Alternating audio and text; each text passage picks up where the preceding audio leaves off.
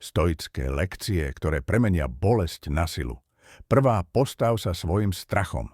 Spomeň si na ten nervózny pocit pred verejným vystúpením. Príjmi ho, je to znak, že rastieš. Druhý, ovládaj to, čo môžeš. Keď máš pocit, že je všetko chaotické, sústreď sa na svoje činy, nemôžeš ovládať počasie, ale môžeš si zobrať dážnik. Tretí, vážiť si to, čo máš. Predstav si, že by si zo dňa na deň prišiel o zrak. Zrazu by každá farba bola vzácna. Nečakaj na stratu, aby si uvedomil hodnotu. Štvrtá, zostaň verný sám sebe. V tom momente, keď ťa láka ísť s davom, ale niečo v tebe hovorí, toto nie som ja, počúvaj ten hlas. Pátý, buduj sebadisciplínu. Napríklad, keď odoláš pokušeniu, dať si polnočný snack.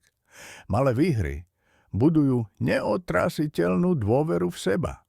Šiesty, vyzvi sám seba. Ako keď si sa konečne naučil bicyklovať po nespočetných pádoch. Boj robí víťazstvo sladším. Rast sa skrýva za nepohodlím.